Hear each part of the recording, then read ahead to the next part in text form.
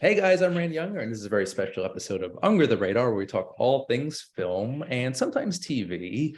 But for tonight, we have a very special panel of guest critics. We have the usual power couple. We have Rachel Kolb and Eric Godfrey. Hey guys. How's it going? And Mr. Chris Clementi back from more action. Hello, how's it going? Good. Good It's to been a be while. back. How you been? Busy with the little guy and busy with life, but it's been good. Happy to hear it. So, Chris, since it's been a while for you, sir, what are you watching? What have you been watching lately? I'm very curious.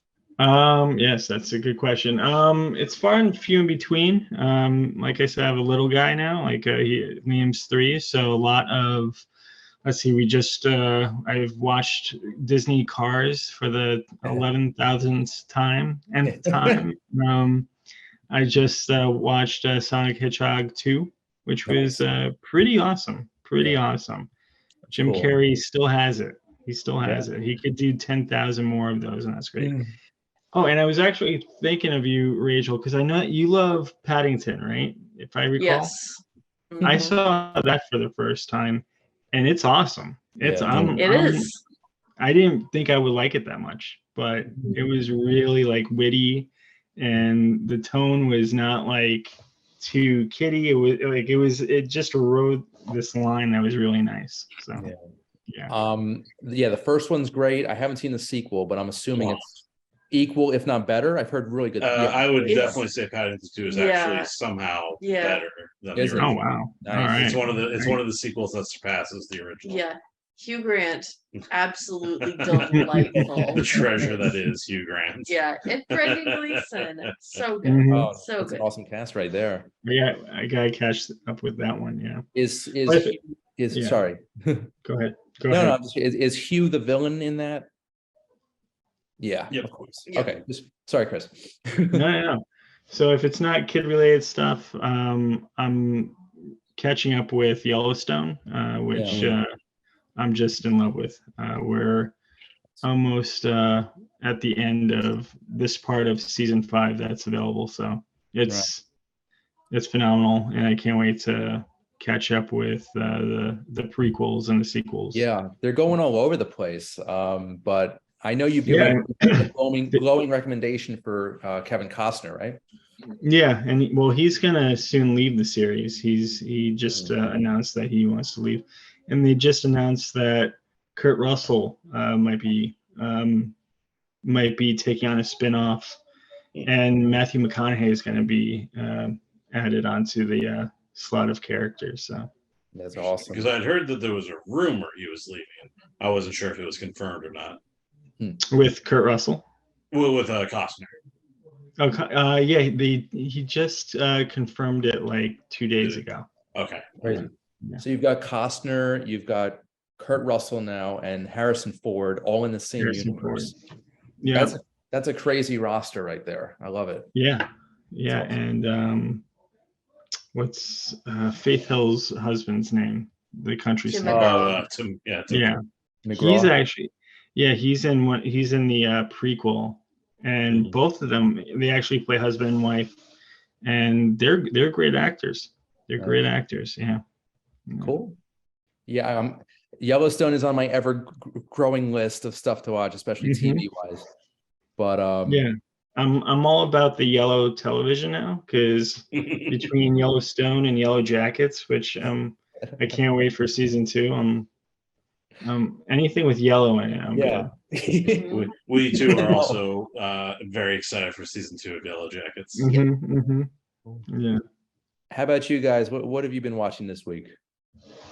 So, I have actually just gotten into season 1 of Shrinking, which is not the first season is not quite finished yet. It is on Apple TV. It also has Harrison Ford in it as well. And it's kind of a big return for Jason Segel also, after a little bit of a break away from acting.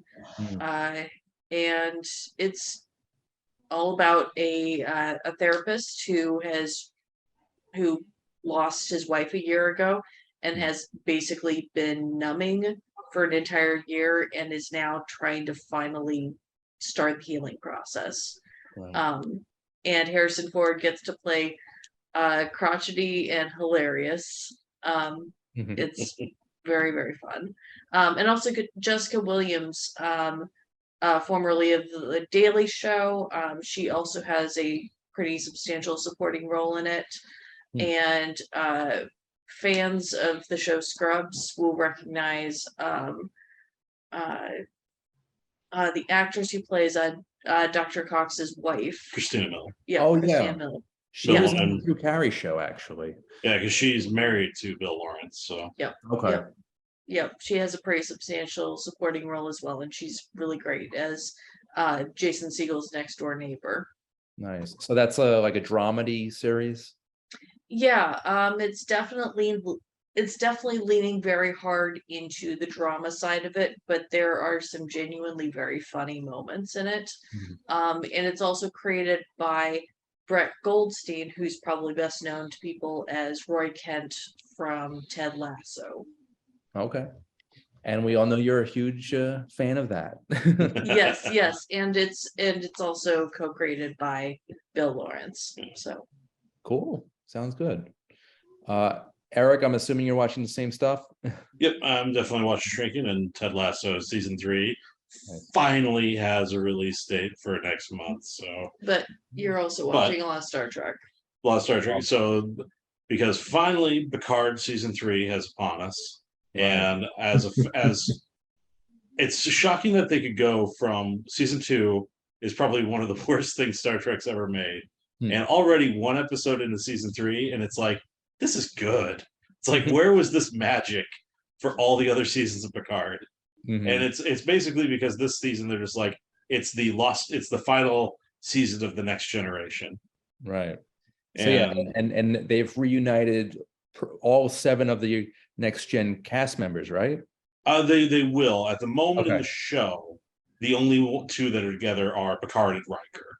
And but it's clear that everything's going to put the original crew back together. Okay, that's awesome. And I'm not going to give too many details, but a number of cast members from the Next Generation did come to my job about 2 weeks ago, and I believe it was to promote season 3 of Picard. So that was awesome. You know, I saw Jonathan Frakes. And I definitely yelled out, "Commander Riker!" and he definitely smiled at me. So that was the highlight of my week for sure. So yeah, it's awesome.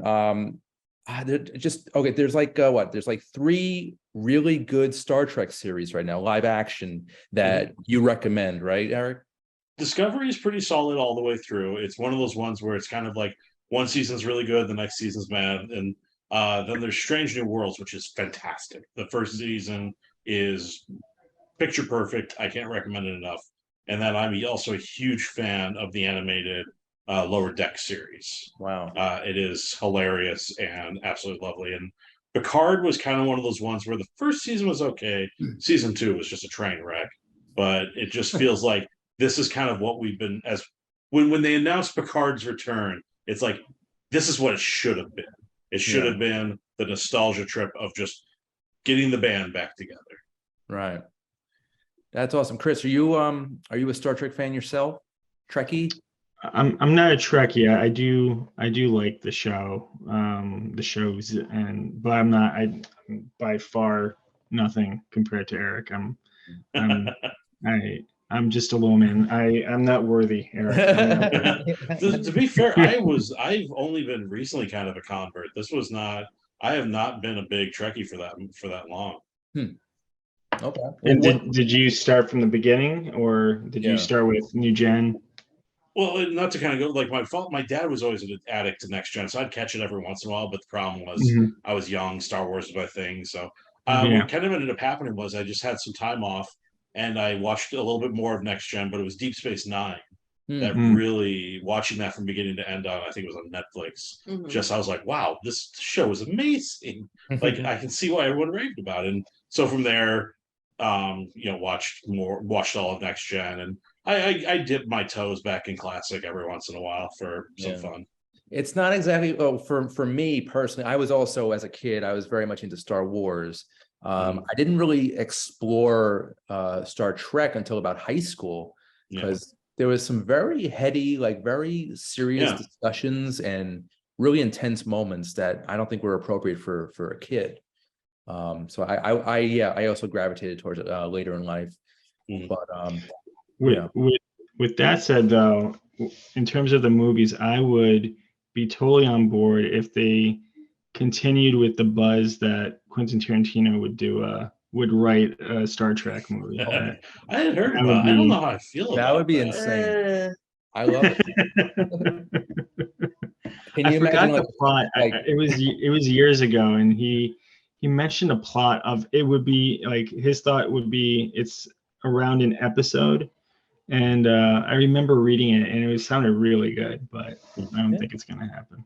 I just want to see Harvey Keitel as a Klingon. I think that would be very interesting. We would make a Eric, good one. Eric, Sure. I'm curious. Are all the series, like from the original '60s series, are they all on Paramount Plus right now? As far as I'm aware, yeah, I believe Really? Paramount has got everything. Wow. So All right, got some homework to do, guys. even if you want to subject yourself to Enterprise for whatever reason. Nope. Mm-mm. You mean you don't love that funky theme song? No, thank you. That puts me to sleep. Yeah, yeah. I will like I feel like if someone wanted to just knock me out, they would just have to play that opening intro, and I would just be. It's been I a would just be. long while.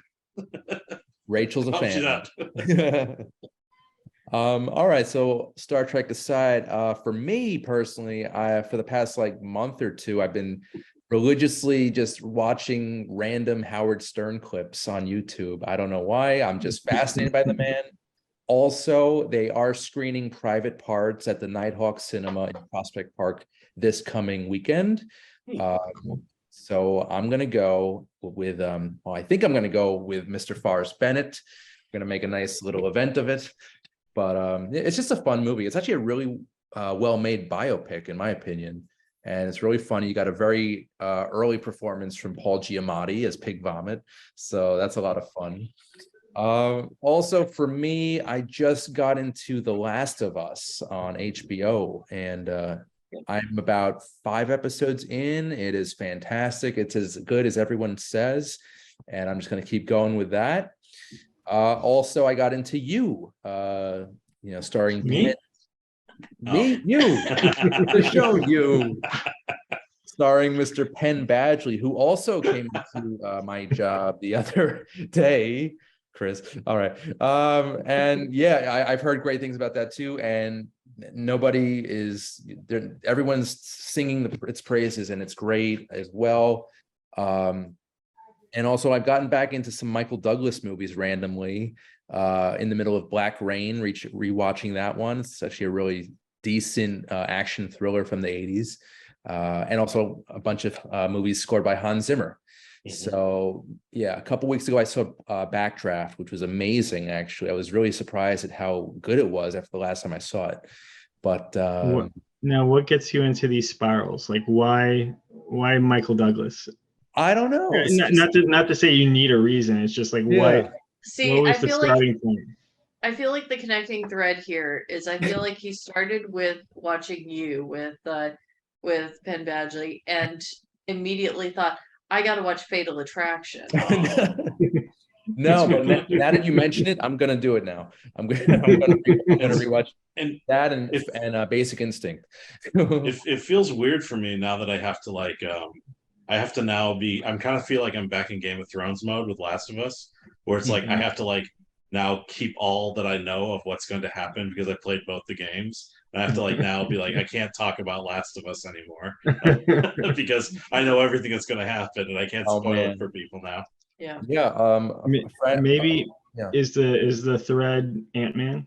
Like, are you gonna watch Mike Douglas and Ant-Man now and then watch the new Ant-Man? Yeah, I'm gonna go from his work from the 60s up until his most recent. That's a good idea, Chris. I was going to say, following the career of Douglas, that would be a good one.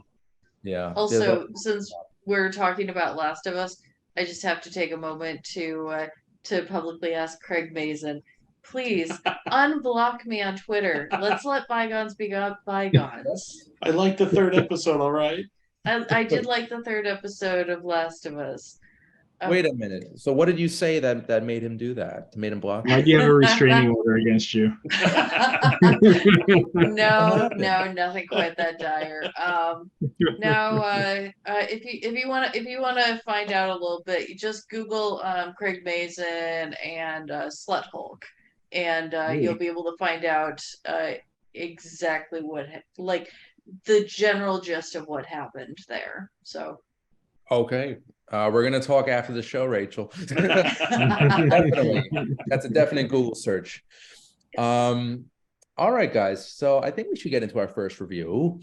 And this movie currently on Netflix, and it is an interesting romantic comedy, to say the least. But it kind of leans more towards social commentary and satire. It is called You People, and it stars Jonah Hill as a podcaster who basically falls in love with a young woman, Lauren London. Yes, and basically they are an interracial couple, and the story is basically their two families colliding, kind of a culture clash. From Black Muslims against white Jewish people. And London and Hill are caught in the middle of this tense, I don't want to say battle, but it is a very awkward situation. It's kind of like Meet the Parents, but with more social commentary. There's a lot of discussion about race and privilege and all that. And I was expecting more of a light romantic comedy, something more fun, something more quirky and zany in the vein of Jonah Hill. But we got more of a serious movie here, and I'm still kind of digesting it, but I think it was a little heavy-handed. It was a little, they really hammered in that racial debate here, and it kind of left a bit of a sour taste in my mouth. But overall, I liked it. I thought Hill was fantastic as usual. I love his work, and Lauren London was really appealing as well. She was very, she's got a great presence. So I think overall it was a fine film. Chris, your thoughts, sir? All right. I think I liked what you said, Randy. I think I resonate a lot with what you said. I was really excited about this. I mean, I love what Eddie Murphy's been doing. I think I don't want to say it's a renaissance like a Matthew McConaughey renaissance or a Brendan Fraser renaissance, but like he's definitely doing something different with the level of comedy. And having seen the trailer ahead of time, having seen some bits about the movie, it was kind of a more serious. Not your nutty professor, Eddie Murphy type of comedy. So, and I like what he was doing in the past. So I was excited to see it, and he did not disappoint. I really enjoyed his work in it. Jonah Hill, I love Jonah Hill for Superbad. Like he'll always be, that movie and him in it will always be in a different echelon, but he's usually a hit or miss with me. I find that there is an awareness to his acting when he acts that just kind of rubs me the wrong way. Like I feel like he knows that he's acting, and people who's watching his movies know that he's acting, and he wants to pat his back a little bit that he's doing a good job. But they're like it's usually a hit or miss. Like I love him in Wolf of Wall Street. This, he pulls the full package. He wrote it, he's acting in it, and I think he did a great job. But there's, like you said, Randy, I think it does come across as heavy-handed after a while. There's some really great parts. I think as a whole, it just didn't really sit well with me. Like now that some time has passed since I've watched it, I forgot a lot of the jokes, and there's not really anything that I'm savoring from the film, except for maybe if I had to dig deep, there were some really good performances, and I think looking back, my favorite is from Julia Louis-Dreyfus, and I think her character, her her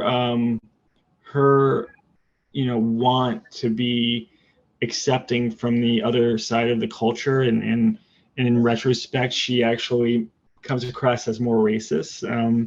Even though that's not what she's trying to do, I think that's kind of a very unique spin on the cultural clash, and I think that's something that's somewhat new that I haven't really seen in a movie like that before, and I think that's kind of my souvenir from the movie. But there's some really good jokes, but I think overall I would probably give this a C minus. But you know, but Wow. I like the parts for instead of the whole, I would say. I'll be honest, the only thing that really resonated me was the comparison of slavery to the Holocaust, which yeah, I don't know why that one line really stuck with me. And it's kind of like the symbol of what this movie is. It's just like it's trying so hard to comment on racism, and it's just it should have been a lighthearted comedy, and I was really let down in that respect. Yeah, But there were individual performances that really worked. Like yeah, David Duchovny was hilarious, even though he had just a couple of lines in the movie. yeah. Well, he has a running gag throughout the Right, entire movie that is so funny. Right. right. And every time it comes back and he brings it up, it just killed me every time. Yeah, no, it's definitely a good gag, but I feel like he's kind of wasted a little bit besides that. Totally. So Um, I have to ask her either. So are either two? Have you? Is this the first Kenya Barris projects that you've ever? I think so. what? He I did know he did Blackish. yeah, Blackish. He's done Next, a yeah. Mhm.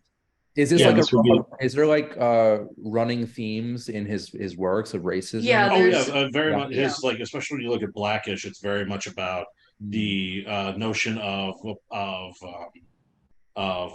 black family in upper middle class settings. And there's also a lot of awareness within his work as far as like colorism, as far as within the black community of notions of like lighter skinned, darker skinned, Mm, a lot of the nuances there. Um, Right. and I guess when I will went be a into first for the me. when I Yeah. went into this, like I was more expecting like a Kenya Barris project as opposed to a Jonah Hill or an Eddie Murphy project. And so I guess in that sense, I was more prepared for what the movie was. More of Um, like a commentary type of thing. yeah, yeah, he is Mhm. very big about Yeah. like commentary stuff. Oh, and Mhm. also the new Cheaper by the Dozen movie for Mm. Disney Plus was also Mm. his project as well. Mm. Yeah, I'm looking at his filmography. The one thing that comes out to me is I know he wrote the Witches remake, directed by Robert Zemeckis, which was not that great, and also Girls Trip, which was actually really funny from what I remember. Mhm.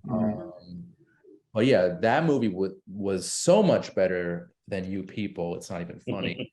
Um, Um, it's just I would definitely recommend if kind of get a Blackish is definitely his kind of de facto project right now, Yeah. and where you Mhm. see really that perfect blend of his style of comedy with Mm. the style of with commentary. And Mhm. I think honestly having him and Jonah Hill team up in a way to let them both explore the Yeah. strengths of both sides of the families, I thought was Mm. actually really smart Yeah. rather than trusting one to kind of do double duty for like that. If you're Mm. essentially telling the side of say a white Jewish family and the side of a black Muslim family, that Mhm. can it's kind of the thing of instead of trusting one to see both sides, each gets to tell their side and have the comedy come from the Yeah. middle of that. And that each of Yeah. them has moments of being totally wrong and Mhm. very insensitive, and like Mhm. the whole sequence involving the hat at their first dinner together, Yeah.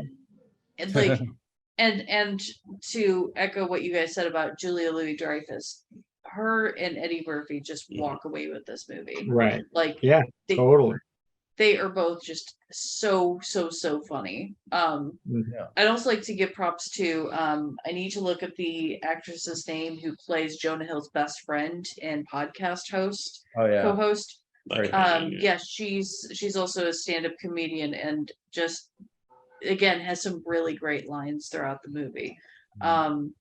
I guess the comedy stuck with me a little bit more, I guess than you guys. There were moments in this movie that I was literally howling. Like we were actually watching this in Eric's parents' basement, and they kept asking me, oh yep, Sam J is the comedian.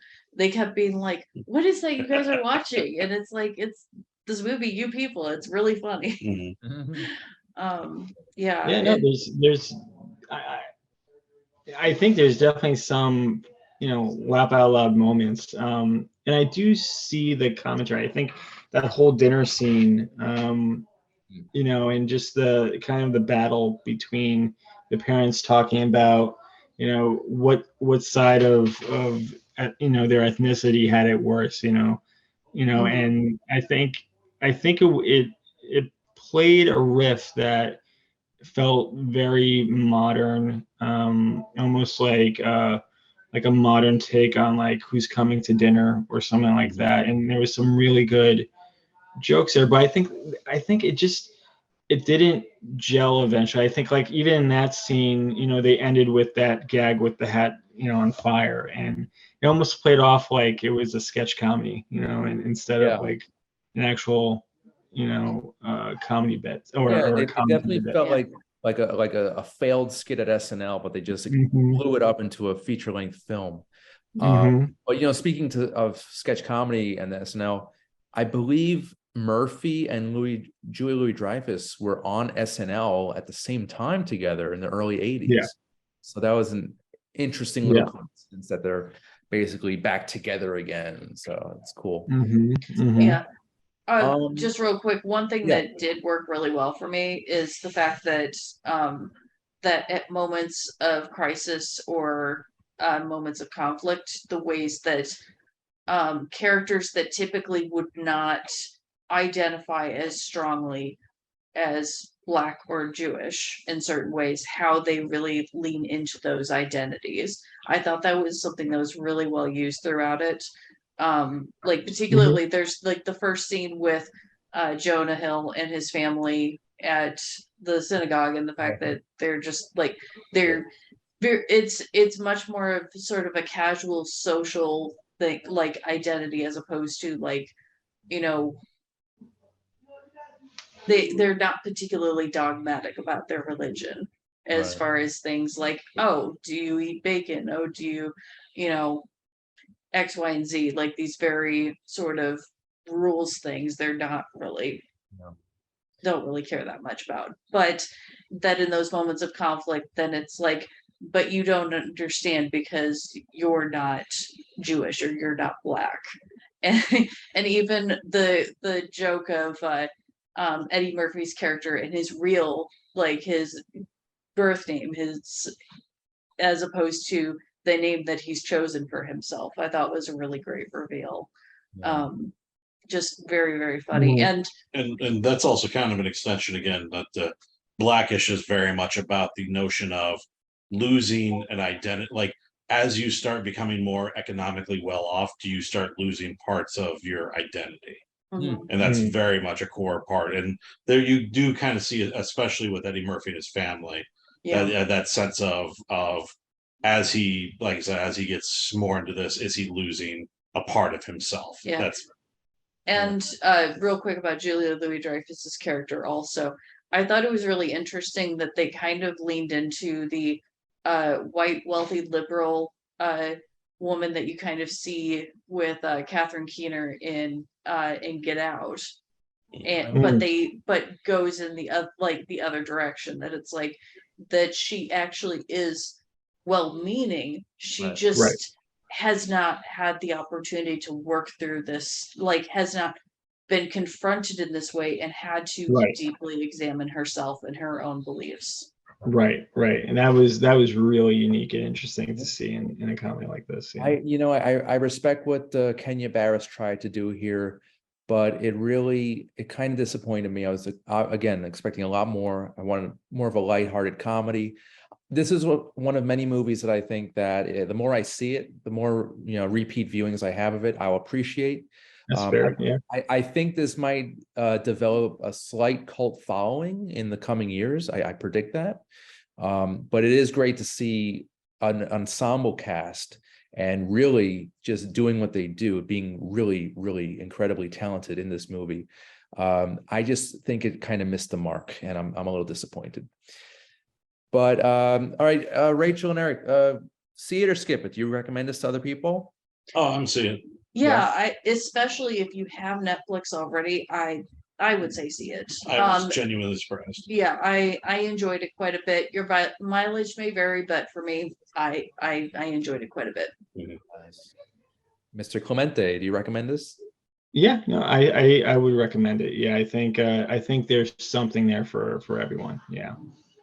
Awesome. All right, guys. All right, and I say see it, but just go in knowing that it's a little bit of a have some heavy topics presented. So go in knowing that. All right, guys. So we're just gonna take a short commercial break, but we'll be back with our second film review right after this. Under the Radar is brought to you by Magnitude Jewelry. Add a 2 to match your attitude. Patent pending interchange genuine gemstone and crystal EMF protection jewelry. For more information, please visit magnitudejewelry.com/gemgirl or call 718-268-6634.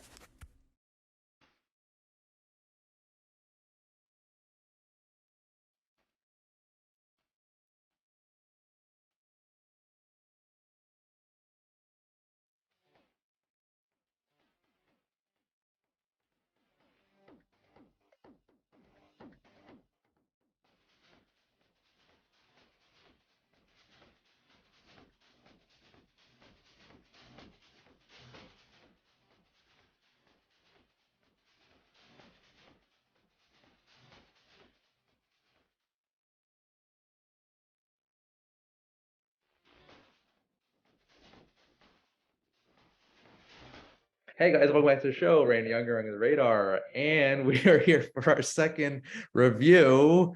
And this movie, Chris, unfortunately, did not get to see, but you should check it out in the future. It is actually I'll have some submissions. yeah, it's a decent comedy. I would even say dramedy, and it is called iMordecai, and it is basically a dramedy starring the great Judd Hirsch as a Jewish man in his 80s who has kind of lost touch with reality and his family, basically all those around him.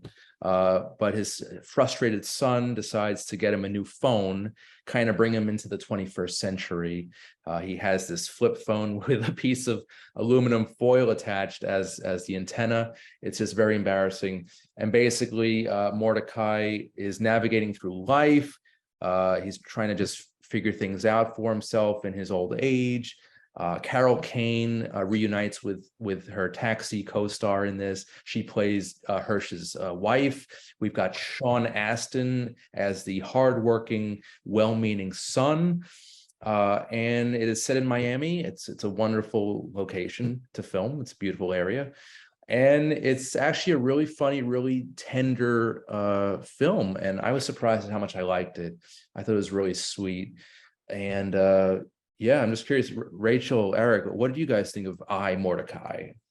So this movie is definitely elevated by the performances. I think everyone comes pretty game to tackle both the drama and the comedy side of things. I think that the film suffers from a lack of focus. I think that there's a lot of things going on plot-wise, in addition to the main plot, which is about Judd Hirsch trying to learn how to, learn how to use his cell phone, but also like kind of getting back out into the world and rediscovering, kind of the love of life again.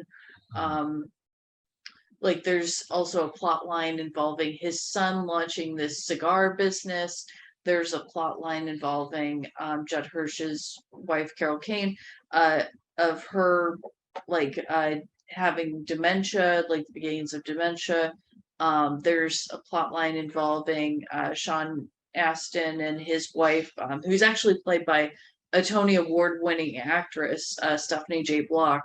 Them raising like two young children and like the financial struggles that they're going through. There's a lot going on within this movie, and I don't think that all of it necessarily serves it. I think that you could have easily cut a couple of these subplots and it wouldn't have really been missed. I do really like the animated flashbacks. I thought were really interesting. I actually kind of wish that they would have used animation for all of the flashbacks, including the flashbacks to Sean Astin's youth when he's telling the stories about his dad.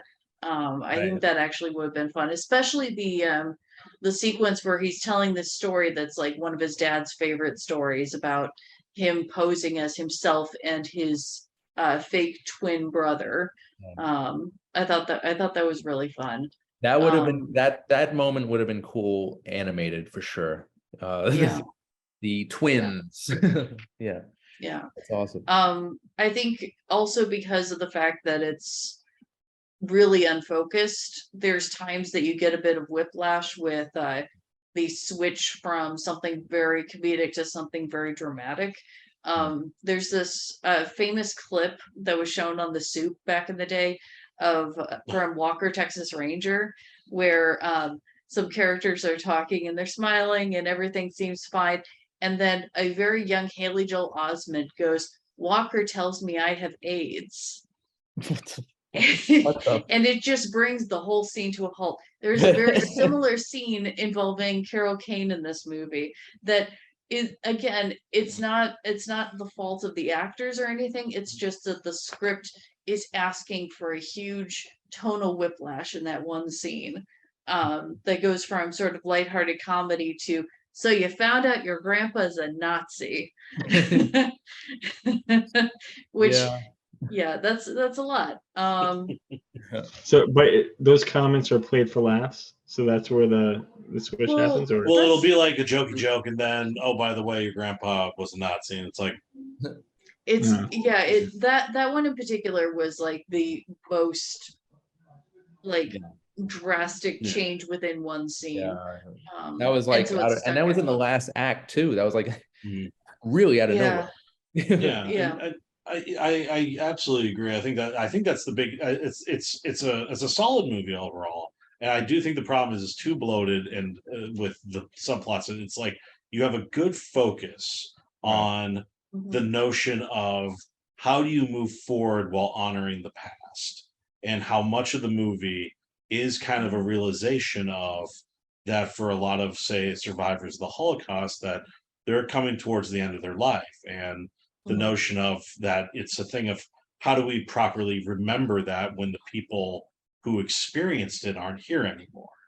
And then again, notion of them also moving forward past their trauma, whether it was the family that they lost, and even as something as basic as just trying to learn how to use an iPhone.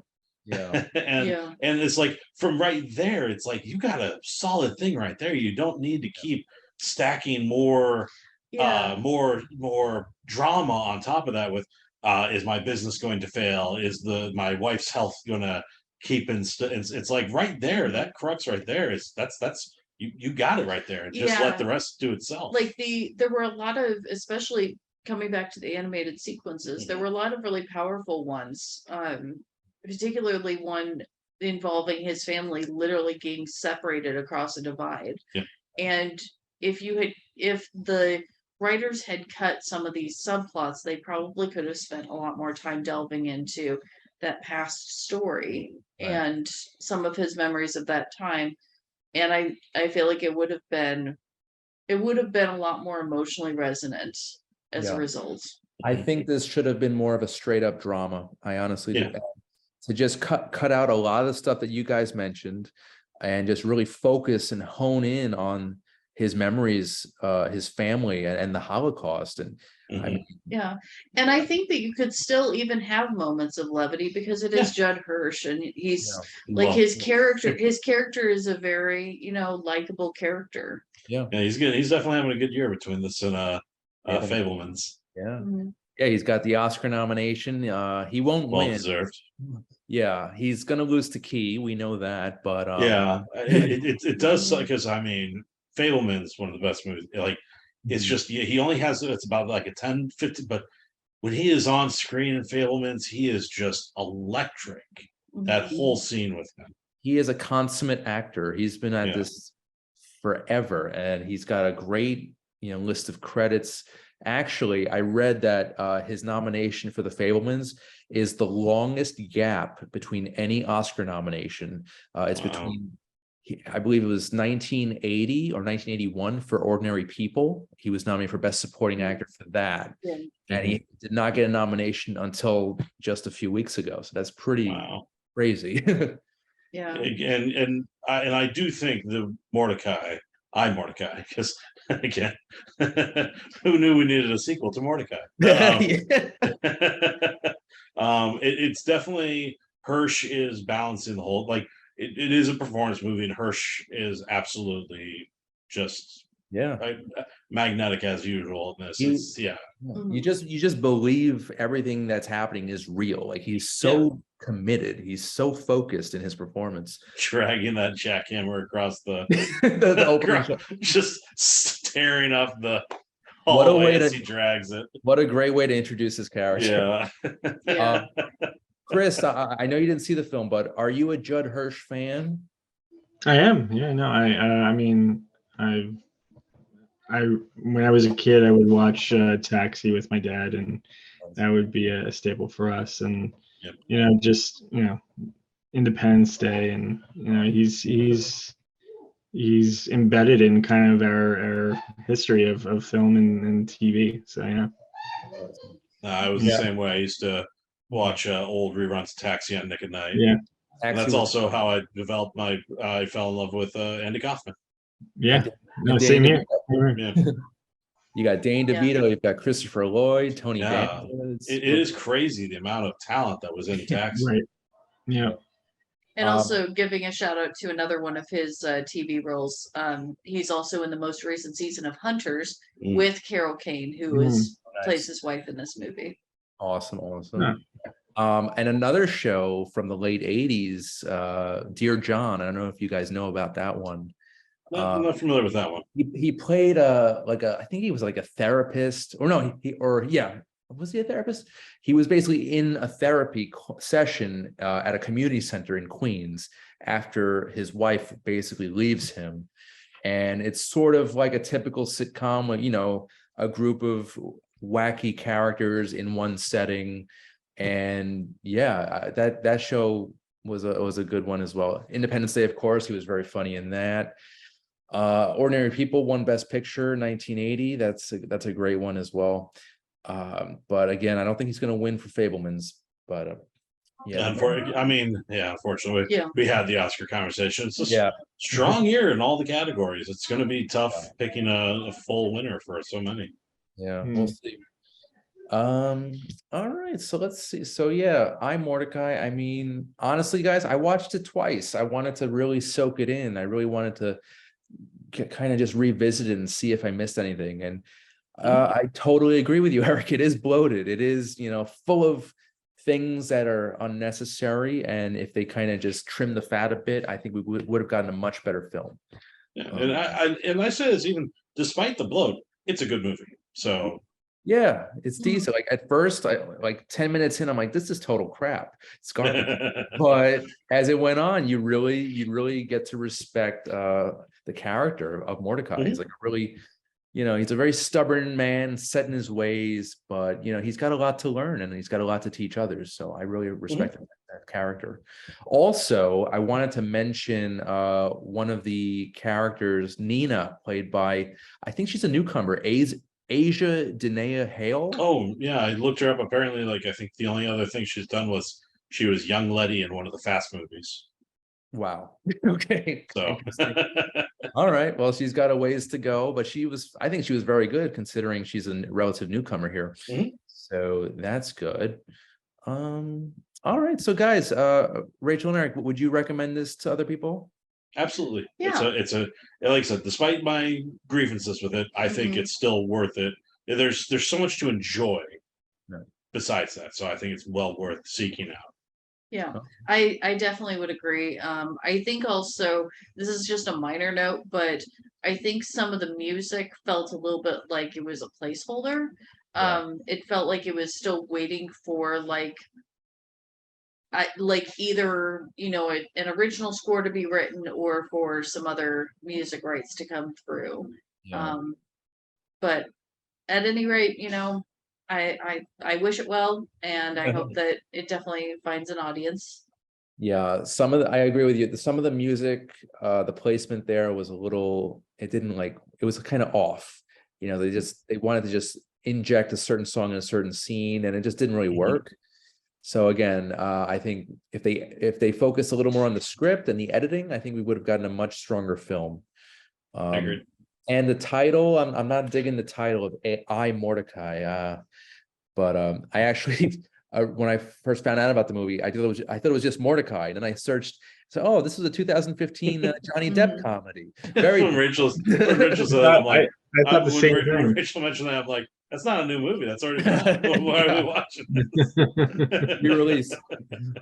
That's weird. Okay. The director's cut of Mordecai. Yeah.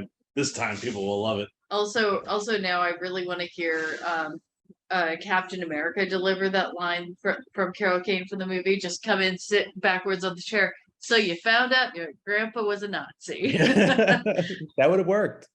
Definitely. All right. Well, yeah. This, like you people, it's I don't know, the idea is good, but the execution is not great. And that seems to be a running theme on the movies that we review on the show. But hey, what can you do? Yeah. All right, so let's see here. Yeah. Okay, so Mordecai will be in theaters. Actually, at the time of this recording, it will be in theaters. So comes out February 24th. And yeah, check that out in theaters in Los Angeles and New York City. So, okay, let's see. All right, let's do coming attractions. So we've got some time, and we've got a lot of movies to get through because there's a ton here. It's that time of the year. Yeah, March 1st. Okay, so starting with March 1st, we've got a movie called Primary Position. It is an action drama. We have Operation Fortune, Rue de Jure. I'm actually looking forward to that Oh, one. you know about this? Okay. That's the new Guy Ritchie. Oh, okay, nice. So we've got Jason Statham, Aubrey Plaza, Mhm. Carrie Elways, Hugh Grant. Okay. Yeah, it looks like a really fun action comedy from Guy Ritchie. Yeah, I'm excited about a movie with Josh Hartnett. Who knew? Yep. He's not as bad. Like, I liked him in that vampire movie, 30 Days of Night. Mm. That wasn't terrible. I'm not gonna lie. But whenever Pearl Harbor comes on TV, I just have to. It's just a trope. Honestly, my wife loves Penny Dreadful, so Yep. yeah. So like, yeah, he's all over that. Yeah, Cool. my strongest memory of Josh Hartnett was him coming to our high school to campaign for John Kerry. So So random. I love it. So we got this is what happens when Iowa is a battleground that'd state. be a faculty era Josh Hartnett. Yeah. Mm-hmm. Nice. All right. So Eric, you're a fan of this one, Operation Fortune. It's Guy Ritchie, so it could be good. It's like Guy Ritchie, it's a 50-50 what you're gonna get. Trailer looked good. So okay. Good to know. All right, next up we've got Creed 3, which according to the first two, we got a winner there, I think. I'm super pumped for this one, especially with now the fact that it's Michael B's baby that he's directing this one. Nice. And we've got Jonathan Majors, who looks like he has a very layered I don't want to say villain really, but he looks monstrous. Like he is. Yeah. He looks terrifying in Creed 3. Yeah, and he's killing it. He's in Ant-Man 3 right now. Mm-hmm. And yeah, I'm really respecting his trajectory. I think he's going to. He's a star, definitely. Okay, we've got next up a drama called Blueback, which looks like a documentary about whales and scuba diving, but I think it's a feature length film narrative. We've got Sound of Silence, a horror film. Looks Italian from the cast of actors here. Demon Slayer, Kametsu no Yaiba to the Swordsmith Village. That is a mouthful. Eric, any thoughts on that one? I've been out of the anime game for a long time, so I'm sure there is an audience for it, especially if it's getting a theatrical release, but I have nothing about it. I love that you said that, like, you're out of the anime game. It sounds like a film noir. Like I got out of that a lot. Yeah, they suck you back in, and it's like this huge adventure. I don't know. All right. So that's Demon Slayer. Next up, we've got a horror thriller called Hunt Her, Kill Her. We've got an adventure mystery thriller called No Family Without Blood. We've got a comedy with Roberto Benigni called God Bless You, Al Pacino. So it's gonna be interesting to see him back again. Yeah, it's been a while. We've got a crime film called 80 Proof. And then March 6th, we've got Helvellyn Edge, which is a fantasy. Okay, March 10th, we've got some big ones here. We've got Scream 6. How do you guys feel about the Scream franchise? Are you a fan? I have not watched the newer one, so I don't know what to think of this. I have only seen the original. Yeah. Only seen the first Just one. The first That's one? it. Just Really? the first one. And I only saw the first one a couple of years ago, really. Pretty recent, Yeah, pretty recent. So Okay. I need to watch the new ones, but I have not watched any of these. I haven't seen the new ones, but back in the day, I loved the original. I mean the original Screams. Original, yeah. Yeah. They're all good in varying degrees. The first one's obviously a classic. Yeah. For injecting life back into the slasher genre. Yeah, and that's why I kind of have a soft spot for them, because like it definitely at the time it felt like it was our slasher movie. Yeah. It felt like Halloween and all the remakes felt like they were trying to do something that was already done, Right. way back when, but Scream felt like it was ours, Yeah, that was our 90s horror baby or whatever. Yeah. That was Right. what we needed. Yeah, every decade pretty much has that. And yeah, Scream was definitely a staple. 1996, definitely. Excited to see this one because they're bringing it to New York City, which is exciting. Although I think they're just filming it in Vancouver like usual. Hopefully they'll have some shots in Manhattan like they did with Friday the 13th Part 8, Jason Takes Manhattan. Where hopefully more than that one did. Yeah, you just need somebody in a ghost face mask running down Times Square with a knife or something. Right. Or just have like a giant ghost face mask on the Statue of Liberty or something. Ooh, there we go. Damn it. I hope I didn't just give the studio. Yeah, you just gave away the finale. Damn it. My marketing genius. All right. All right. So that's exciting. Next up, we have I wouldn't say maybe equally exciting film called 65, which is an action adventure starring Adam Driver. Man, I do not know how that one's going to turn out. Yeah, I mean, I love Driver. I think he's fantastic. But the movie around him in this instance does not seem flattering. Yeah, I've become a big Driver fan, and I loved like White Noise most recently, and he's almost at the point where I would watch anything that he's in. So it's going to be weird watching him do schlocky Sam Raimi action, like kind of like old B movie. Yeah. I like him in more like grounded roles, like him as the father in White Noise. Chris, that was excellent film. By the way, is that still on Netflix? Can people still see that? I believe so. I think Netflix produced that one, so I think that's not. Well, now it's possible to tell when a streaming service just ditches and stuff. Yeah, considering they're ditching their seasons of Arrested Development. Right. Oh, that sucks. That's really disappointing. That's like a slap in the face, really. Oh yeah. The fans to, yeah. All right, what else we got here? All right, Champions. Oh, Woody Harrelson and Ernie Hudson and Cheech Marin. That's cool. It's a sports comedy sports dramedy. So that is worth checking out. It's called Champions. Next up, we have The Magic Flute, starring F. Murray Abraham. He is also a legend, so that's worth checking out. Next up, we've got Bunker. It's a horror thriller, a documentary called I Got a Monster.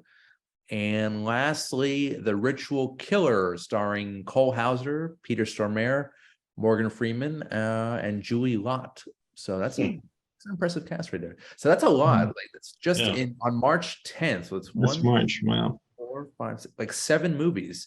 It's pretty insane compared to like the 1950s or 60s where they just release like one movie a week, if that. So I think in this day and age, we are getting spoiled, guys. Yeah, I mean, not too long ago, this would have been a slow season, you know, but now it's like, it's 10 every week, pretty much. Yeah. When does the new Barbie movie come out? That is like my guilty, like I can't wait. Like I never thought I would say like I can't wait for a Barbie movie, but like here we are. Chris, I'm glad you asked. It's July 21st, sir. There you go. Okay. That's the one that I'm looking forward to. Have you on the show for that, sir? Yes, please. Oh, awesome. Yeah, that looks really ridiculous. That and the animated Super Mario movie. Really excited for that because it's been literally 30 years since they released a Mario movie. I'll have to rewatch the Bob Hoskins and John Leguizamo's live action Mario Brothers. You know what, Eric, I'll do you one better. Maybe we'll do a commentary for it. Oh man. That movie just an idea. That was a movie. That's all I can say about it. Yeah. Wasn't like Bob Hoskins drunk the entire time they shot that? If he wasn't, he probably should have been. Yeah. Yeah. I don't know about you guys, but that movie was my school's like rainy day and go into the gymnasium watch like that. Yeah, that was one of them. Wait, was that in elementary school? Yeah. Oh, there's so much happening in that movie, and I can never wrap my head around it. Yeah. From Yoshi as a real velociraptor to like, what are the Marios most known for? Well, they jump. Well, why don't we give them these mechanical jump boots? Right. I love those things. Those things were really cool looking. And Dennis Hopper as Dennis Hopper. Dennis Hopper as Bowser, maybe. Bowser, Yeah. That was like he did that the year after. He did Speed. He did Waterworld. So that was like the pinnacle of his like acting as a villain phase. And did he chewed so much scenery that year? Did he have any? Was he even able to diet at all? Or and he had True Romance around that time too, right? Same year, 93. That, I mean, oh my gosh. Surprised there was any scenery left. Wow. Oh my God. But talking about Super Mario Bro, did you guys, and talking about The Last of Us, but did you guys catch Saturday Night Live? With the Mario Kart. That's a movie. HBO's Mario. Oh my God. I gotta search for that. I didn't see that. Oh my God. It's awesome. He killed it on Saturday Night Live. There's some great sketches. Yeah, just watch that one and Wing Pit. That one's a good one too. I love it. I was gonna say the table. Yeah. The whole issue with the table and that was just ridiculous. Nobody was holding it together. Oh my God. So guys, I think we have just a couple minutes left, but before we say goodbye, I just want to do some quick plugs. Want to hear from you guys. Chris, anything going on in your life, sir? Anything you want to mention? Plugs? I've been writing on a new outlet called twinfinite.net. They're primarily a gaming website, but they're getting into entertainment. So I've been one of their entertainment writers. So catch my work there. Well, now you got Last of Us and Super Mario. Now you get that finally breakthrough Yeah. between gaming and entertainment, and There actually you go. making good game-based shows. Yeah, You know yeah. what? This is definitely the year, it seems, for the video game to movie transfer and the Mhm. success of that Yeah. marriage. Hopefully we'll get more. Hopefully Super Mario won't suck. But I think, you know, it look visually, it looks fantastic. If you put in a good score, I believe Brian Tyler is scoring that. Although I think John Powell or Danny Elfman would have been great choices as well. We'll see. But yeah, I'm curious, Chris, what was the last piece you wrote? What was the last article? Oh, the last one I wrote was 10 actors who would make a great live action Omni-Man from The Invisibles. Yeah. Invincibles. Yeah. Yeah. All right. Well, I'm not going to ask you what that list is. Everyone watching, check out the website, read this man's work. Yeah. It's awesome. That's actually how we met. We were writing Yes, the on site, website back in yeah. what, 2013, 14 or something? Oh man, I was with them Earlier than that. 2010. Was Yeah. it 10? Oh my gosh. Yeah. Yeah, it's been a while. I love it. And we're still Been a here. while. Yes. Yeah. I love it. Yeah. Still disgusting cinema. I love it. Rachel, what's going on in the cooking world? I mean, stop by the Law of Donut Engineering for our March flavor upcoming March flavors. For the rest of this month, we still have our tres leche donut. We still have all of our Valentine's Day donuts, which are delicious. We have some exciting new stuff that's going to be coming to the menu on the savory side. Just debuted a vegan sandwich. But yeah, definitely stop by, check out our flavors, check out the Instagram. It's got a lot of good videos and pictures. It's the Lodge, LODG is how you spell it, short for Law of Donut Engineering. And where is it? Where are you located? We are located in Jersey City. Nice. Awesome. And we do deliver, and we do events. So yeah, so if you need lots of donuts for an event, we will cater it. So what's your signature donut? What's the Rachel donut? Well, I would say the signature donut of the Lodge would be the butter snow. That's the traditional glazed donut. That one is always on the menu no matter what. I think some of my favorites from this month, the flan donut is definitely a favorite in the neighborhood. Oh my and God. that actually has like the gorgeous crisp top on it. Just really good. You had me at flan. And there was also my Valentine's Day flavor, which is the strawberry and champagne donut. Oh wow, that's awesome.